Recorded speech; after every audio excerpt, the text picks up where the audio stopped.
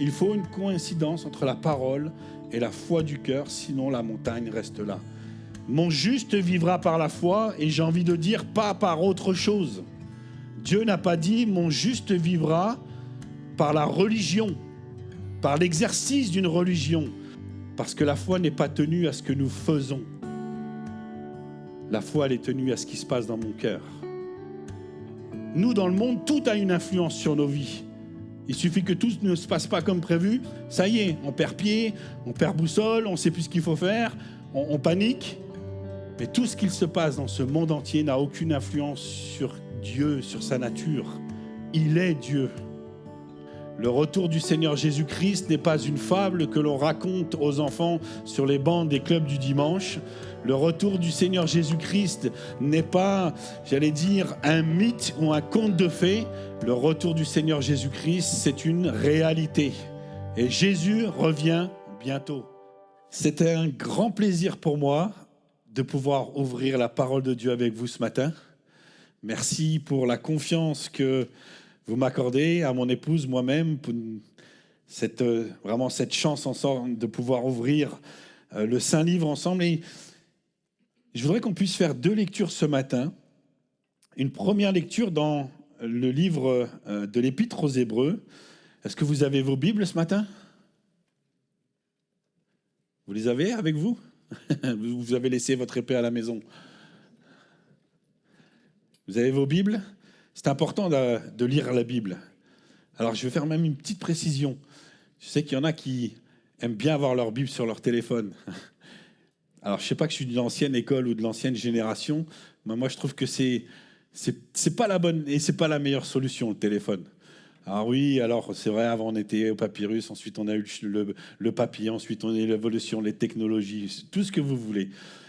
Mais la vraie différence quand vous avez votre Bible papier devant les yeux, c'est que votre esprit est concentré dans votre cœur à cœur avec le Seigneur. Téléphone, c'est très bien. Ou alors, il faut le mettre en mode avion, il faut verrouiller toutes les notifications, enlever toutes les applications, parce que la tentation, elle est toujours grande d'aller regarder à droite, à gauche ce qui se passe, et on se laisse déconcentrer très facilement. Alors, on va lire ensemble ce texte dans l'Épître aux Hébreux, au chapitre 10 et au verset 35, quelques mots d'introduction ensemble.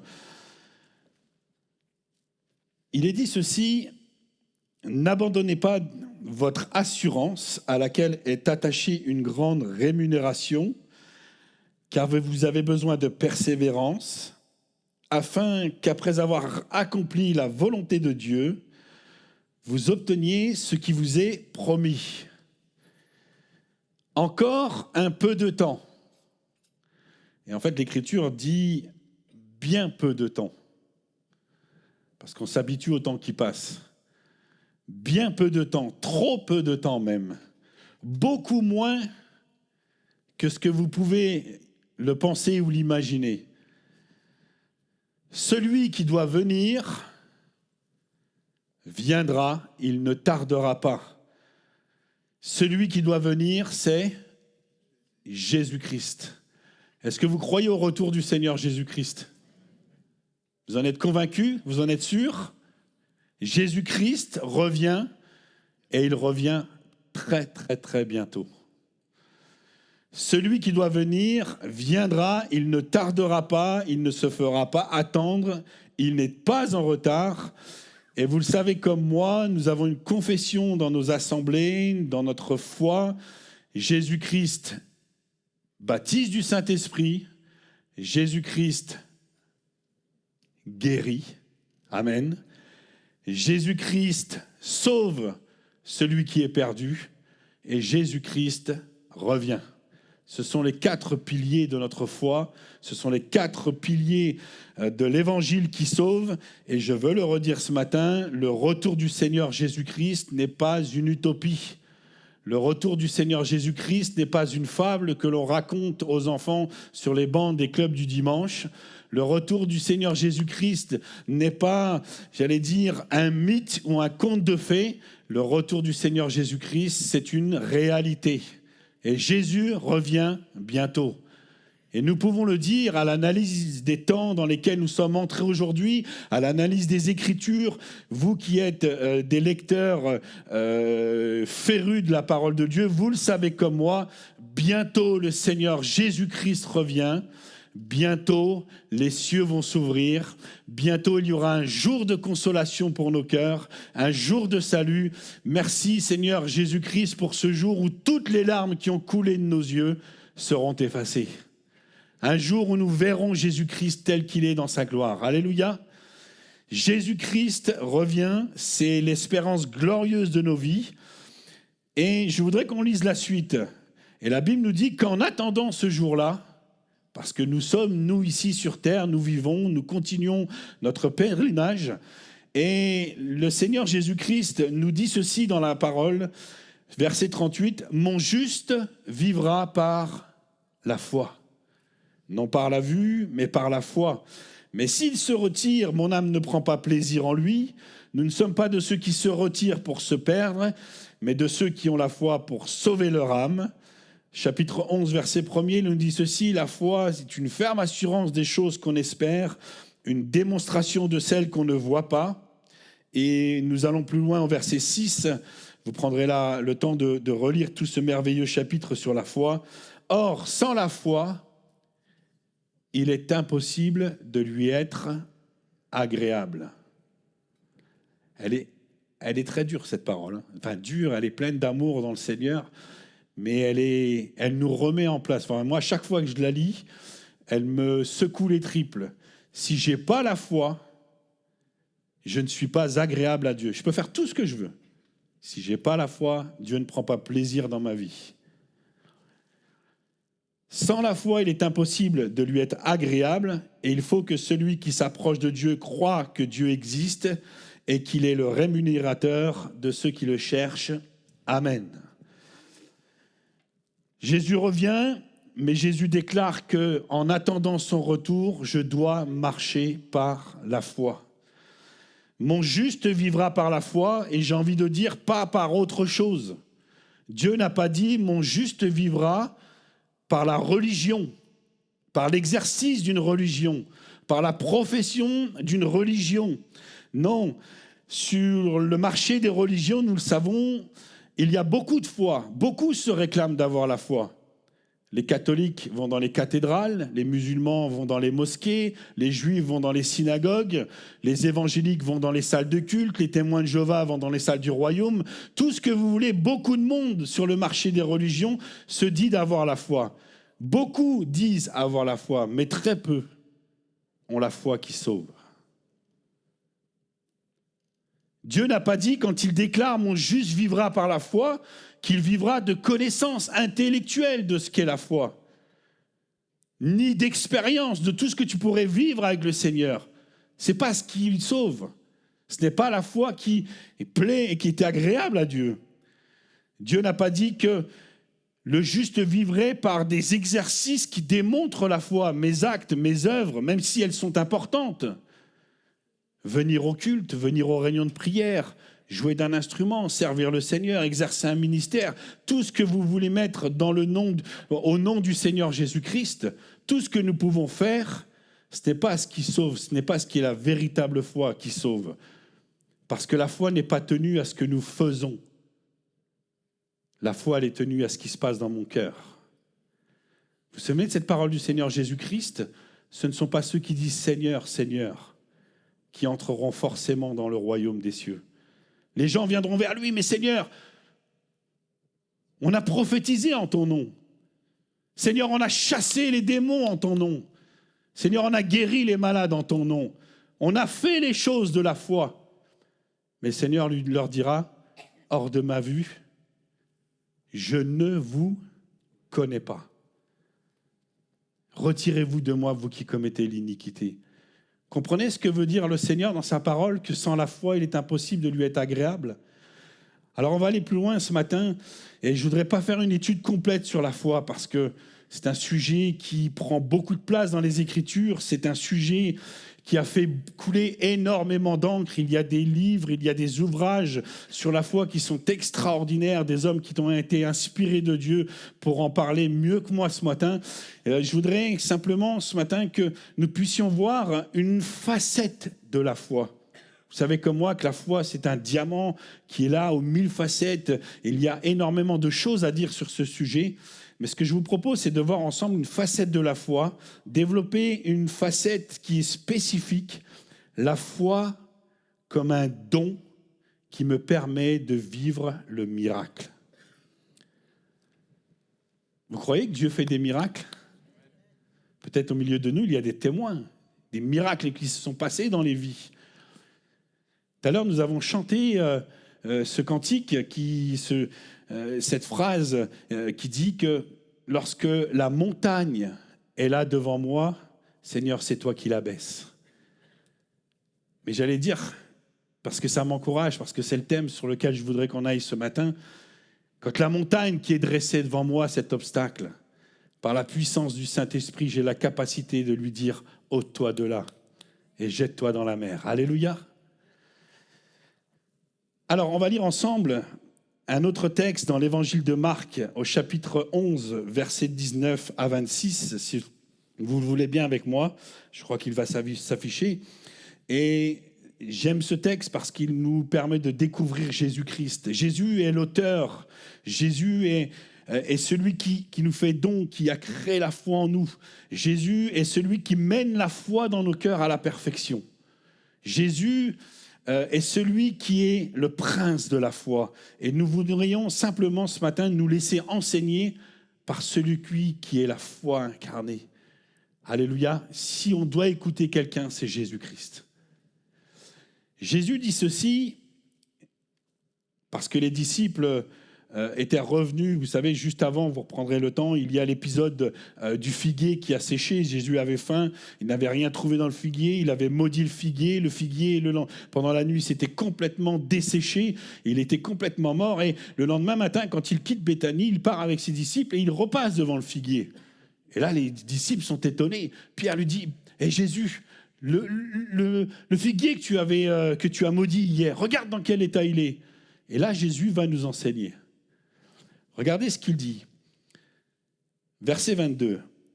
Jésus prit la parole et il leur dit « Ayez foi en Dieu. Je vous le dis, si quelqu'un dit à cette montagne « ôte-toi de là et jette-toi dans la mer », et s'il ne doute point en son cœur, mais croit que ce qu'il dit arrive, il le verra s'accomplir. C'est pourquoi je vous dis, tout ce que vous demanderez en priant, croyez que vous l'avez reçu et vous le verrez s'accomplir. Et lorsque vous êtes debout, faisant votre prière, si vous avez quelque chose contre quelqu'un, pardonnez afin que votre Père qui est dans le ciel vous pardonne aussi vos offenses. Mais si vous ne pardonnez pas, votre Père qui est dans les cieux ne vous pardonnera pas non plus vos offenses. Amen. Alors, dans ce passage spécifique, dans l'enseignement du Seigneur Jésus-Christ qui est évoqué sur la foi, Jésus évoque la foi qui est comme un lien, comme un fusible. Vous savez, quand on met là dans le disjoncteur, ça nous relie à l'électricité. Et la foi dont Jésus parle dans ce passage, c'est comme ce fusible qui va nous connecter directement à la puissance de Dieu, à la vie de Dieu, à ce que Dieu est dans les cieux. C'est une foi qui va nous permettre de faire face à nos difficultés, faire face aux épreuves de la vie, faire face à l'impossibilité, faire face à toutes ces montagnes qui sont là et qui se dressent devant nous.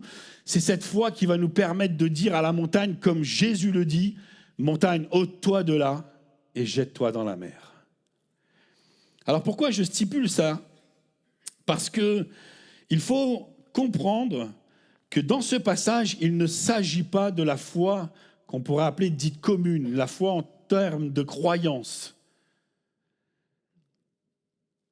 On va appeler cette foi qui sauve, celle qui est centrée sur l'œuvre de Jésus-Christ, celle qui est centrée sur l'œuvre du salut, de la croix. Mais dans ce texte, il est bien stipulé que c'est la foi comme un don de Dieu spécifique pour une situation qui nous est donnée, dans laquelle nous avons besoin de l'intervention divine. Nous avons besoin que les choses changent pour la gloire de Dieu. Il y a la foi pour connaître Dieu et il y a la foi pour vivre le miracle. Je pense qu'au milieu de nous, beaucoup ont la foi qui nous permet de connaître Jésus-Christ et de nous connaître son salut. Est-ce que vous avez la foi? Oui ou non? Vous avez la foi en Jésus-Christ, celle qui sauve? Vous avez cette foi? Vous avez l'assurance du pardon de vos péchés? Vous avez l'assurance qu'un jour vos yeux le verront tel qu'il est? Vous avez cette foi qui sauve? Et pourtant, soyons vrais, soyons honnêtes, combien de fois dans nos vies il nous manque la foi pour vivre le miracle? Combien de fois dans nos vies il nous manque la foi pour dire à la montagne, à l'obstacle qui se dresse devant nous, montagne, jette-toi de là et ôte-toi et va dans la mer. Déracine-toi, jette-toi dans la mer. Comprenez que manquer de foi pour vivre le miracle ne remet pas en cause mon salut dans la foi du Seigneur Jésus-Christ. Amen. On est d'accord? Regardez les disciples. Quand ils sont avec Jésus, ils ont la foi. Ils connaissent le Seigneur Jésus-Christ. Ils l'aiment. Même Pierre, un jour, va faire une déclaration extraordinaire. Qui dit-on que je suis? Pierre va être rempli de l'action de l'Esprit. Il va dire, tu es le Christ. Tu es le Seigneur. Tu es le roi. Tu es le Dieu des dieux. Il va s'écrier cette chose-là. Et pourtant, quand on regarde Pierre dans quelques temps plus tard, face à des situations, il va être incapable de manifester la foi.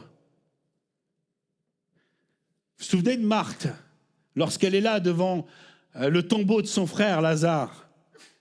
Marthe aimait Jésus, puisqu'elle va lui dire quand il arrive, « Mais Rabbi, si tu étais venu plus tôt, mon frère ne serait pas mort. » Elle avait la foi dans le Seigneur. Mais quand elle est face au tombeau, quand elle est là face à la pierre, quand elle est là face à Lazare, son frère qui est mort depuis 3 jours, elle manque de foi pour vivre le miracle. Si bien que Jésus va la regarder, il va lui dire quelque chose d'extraordinaire. « Marthe, si tu crois, qu'est-ce qui va se passer? Tu verras la gloire de Dieu. » Amen. Tu verras la gloire de Dieu. Alors c'est une précision importante. Nous pouvons être sauvés par la foi, nous pouvons être des chrétiens authentiques, et pourtant nous pouvons manquer de la foi du miracle. L'un ne remet pas l'autre en cause, mais ce que je voudrais ce matin, c'est qu'à travers l'enseignement du Seigneur Jésus-Christ, nous puissions les uns et les autres entrer dans cette dimension de foi qui va nous permettre de vivre le miracle, qui va nous permettre de voir les choses changer dans nos vies. Vous savez, la Bible nous dit que ce sont les violents qui s'emparent du royaume des cieux. À moins que vous soyez dédaigné à rester dans votre position, à vaincre, à ne pas vouloir vaincre cet obstacle qui est devant vous, cette montagne qui vous bloque le passage vers les cieux, à moins que vous soyez là comme des hommes et des femmes attendant les choses qu'elles se fassent, et si elles se font, tant mieux, si elles ne se font pas, tant pis, je vais souffrir. Non, ce n'est pas ça. Nous voulons nous emparer des promesses du Seigneur Jésus-Christ pour nos vies. Nous voulons dire à cette montagne, et sur cette montagne, tu peux lui mettre le nom que tu veux. Ça peut être la maladie, ça peut être des problèmes de couple, ça peut être des problèmes au travail. Tout ce qui pourrait être un obstacle à ta foi, celle qui vient briser ta joie, ta paix, tout ce qui pourrait, là, entretenir un esprit de morosité. Au nom du Seigneur Jésus-Christ, je dis à cette montagne, ôte-toi de là et jette-toi dans la mer. Alléluia. Jésus met l'accent sur le socle de la foi. La première chose qu'il dit à ses disciples, ayez foi en Dieu. Ma foi, elle a un socle, elle a un établissement, elle est fondée dans quelque chose. Ma foi est fondée sur la nature de Dieu. Ayez foi en Dieu. Et je souhaite appuyer ce que le Seigneur Jésus-Christ avec la déclaration de l'Épître aux Hébreux, puisqu'il dit que sans cette foi-là, il est impossible d'être agréable à Dieu. La foi est d'une extrême importance parce que sans la foi, nous n'avons aucune part avec Dieu. Et la Bible nous dit ceci, que celui qui s'approche de Dieu croit que Dieu existe et qu'il est le rémunérateur de ceux qui le cherchent. La foi trouve son fondement, et le fondement de la vie, il est très intéressant parce que l'Épître aux Hébreux dit que celui qui s'approche de Dieu croit que Dieu existe. Alors je pose cette question ce matin. Est-ce que vous croyez que Dieu existe ? Levez la main ceux qui croient que Dieu existe. Amen. Mais vous savez, la Bible déclare que le diable et les démons et la puissance des ténèbres croient que Dieu existe. Et eux, ils tremblent. Et eux, ils ont peur. Vous voyez la différence déjà entre nos vies et eux ? C'est que bien souvent, nous, on s'approche du Seigneur, on ne tremble même plus. Ça fait des années qu'on connaît le Seigneur, ça fait des années qu'on vit dans les églises. On a perdu. Vous savez, je vais vous dire quelque chose ce matin. Il n'y a pas plus grand croyant que le diable. Il n'y a pas plus grand croyant que la puissance des ténèbres. Et qu'à chaque fois qu'ils ont été confrontés au Seigneur Jésus-Christ, ils tremblaient devant lui. Parce qu'ils savent qu'il est Dieu Tout-Puissant. Quand l'auteur de l'Épître aux Hébreux dit que celui qui s'approche de Dieu croit que Dieu existe, il y a une notion particulière à prendre en compte, frères et sœurs. Elle est très intéressante. C'est que l'expression du verbe « exister » à ce moment-là, elle nous ramène bien des siècles en arrière, quand un homme va se retrouver sur une montagne et que la gloire de Dieu va descendre. Moïse, ôte tes souliers, parce que le lieu sur lequel tu te tiens est saint.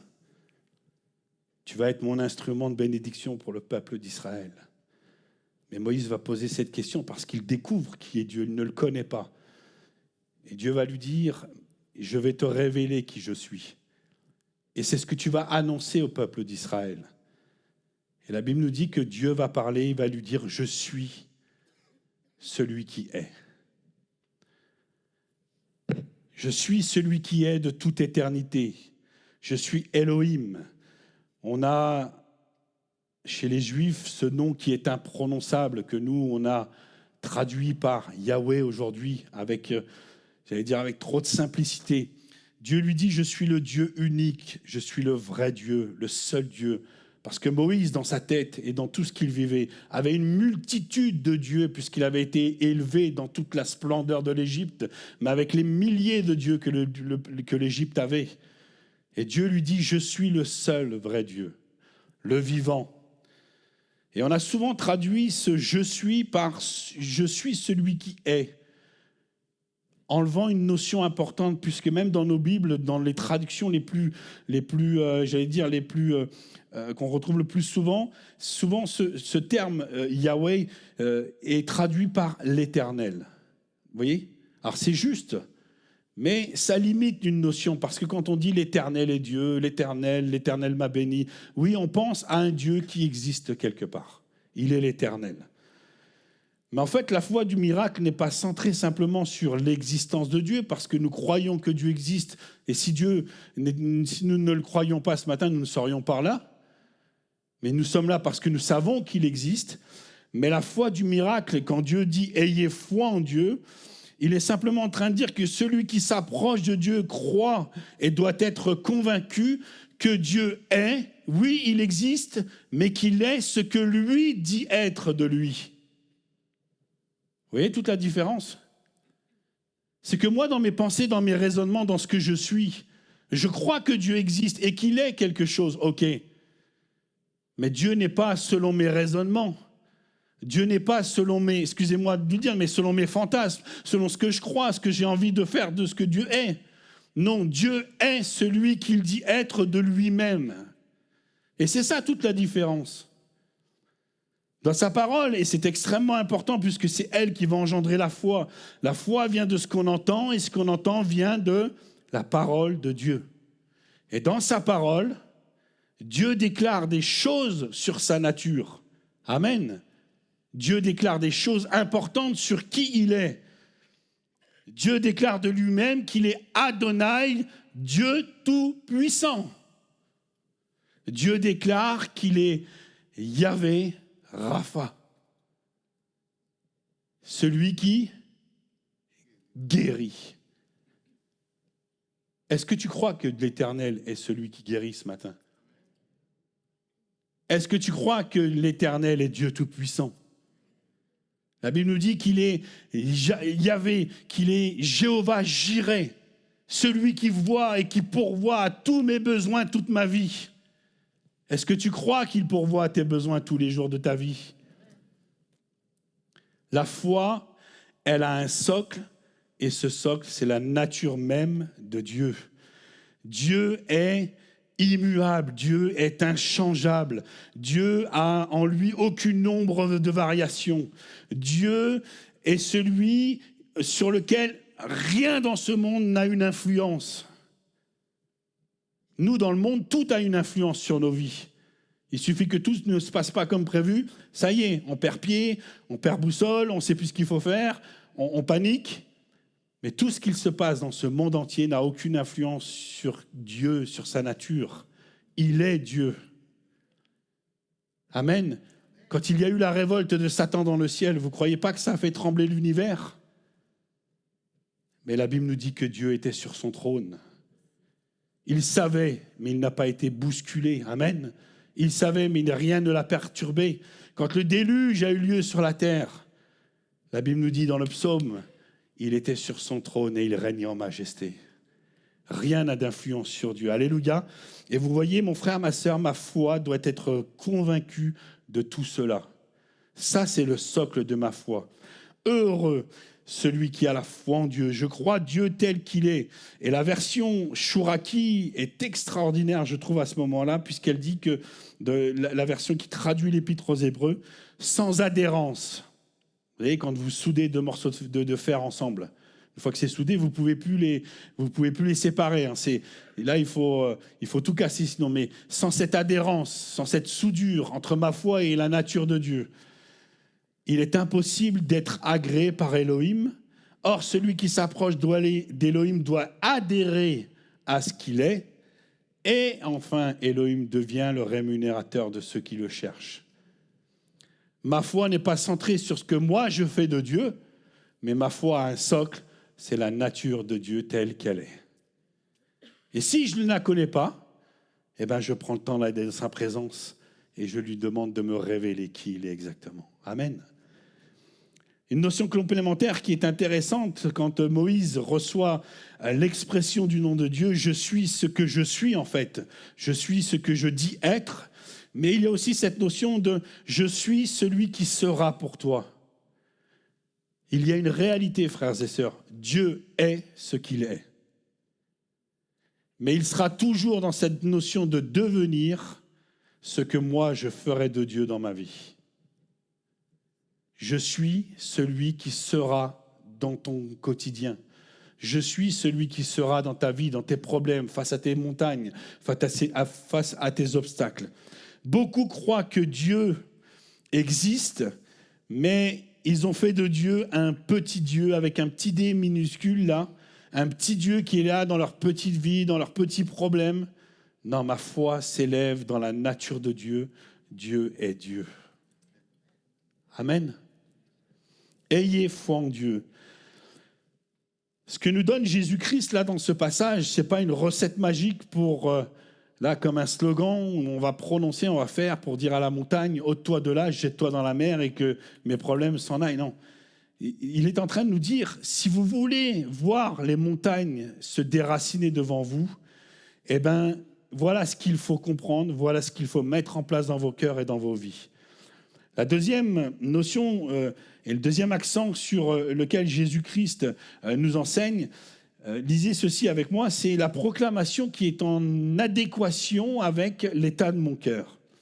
Jésus prit la parole et dit à ses disciples, donc ayez foi en Dieu. Et je vous le dis, si quelqu'un dit à cette montagne, si elle lui dit, si elle proclame, ôte-toi de là et jette-toi dans la mer. Et s'il ne doute point en son cœur, alors il le verra s'accomplir. Soyons vrais, combien de fois on a proclamé de nos bouches seulement ? Ah, tu es Seigneur, celui qui guérit, tu es celui qui guérit, tu es celui qui pourvoit, tu es celui qui ceci, tu es celui... Et puis qu'en fait, on n'était même pas assuré de la chose dans nos cœurs. Et que dès qu'on nous sommes sortis des lieux dans lesquels nous étions à proclamer ces choses, le diable, avec l'incrédulité, le doute, avec toutes les mauvaises pensées, nous a fait trembler.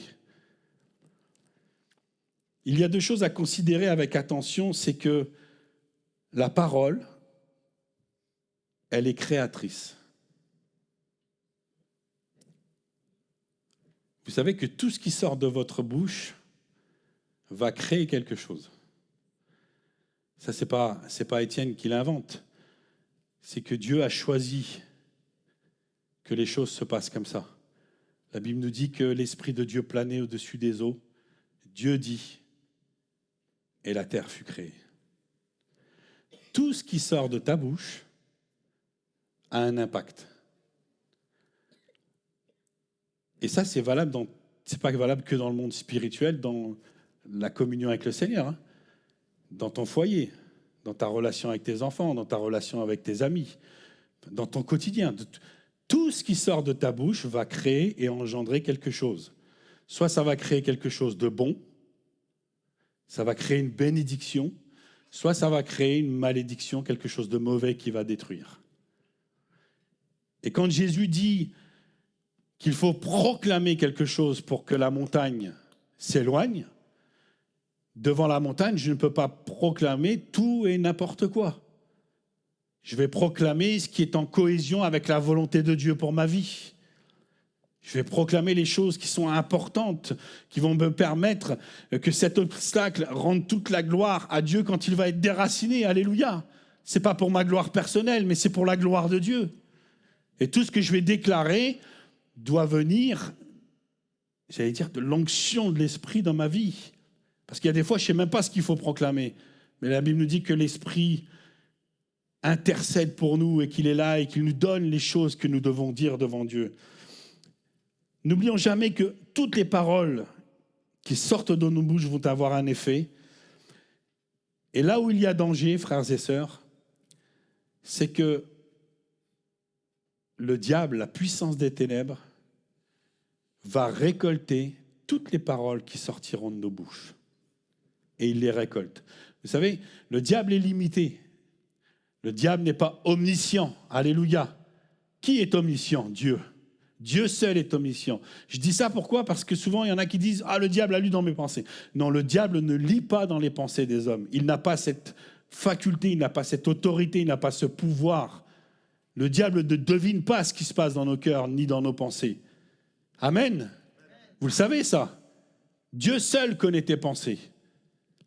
Le diable est limité. Mais la seule chose que le diable va faire, c'est que dès que la parole de Dieu, la parole va sortir de ta bouche, là, il va la récolter, il va la garder.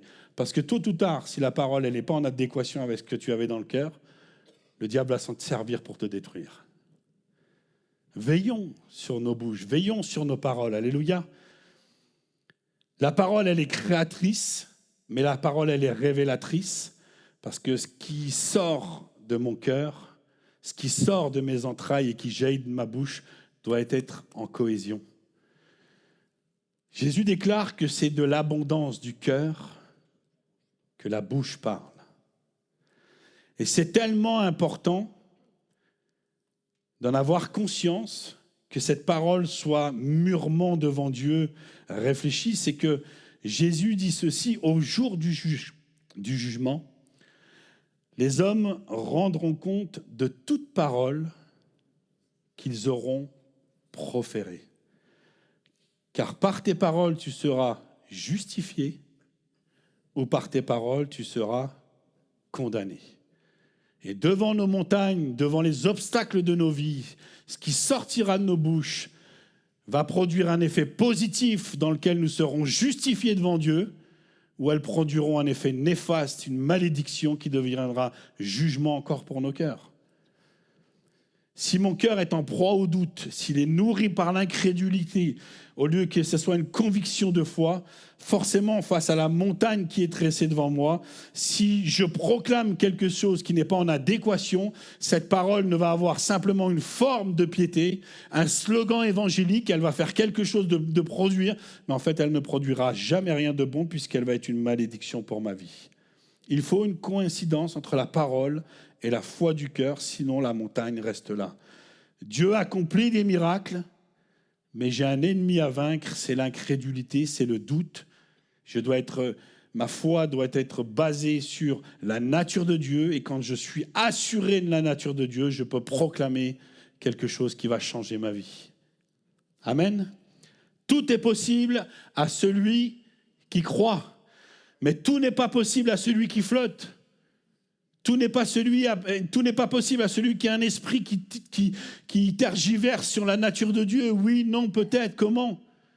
Tout n'est pas possible à celui qui se laisse emporter par tout vent de doctrine, mais tout est possible à celui qui croit.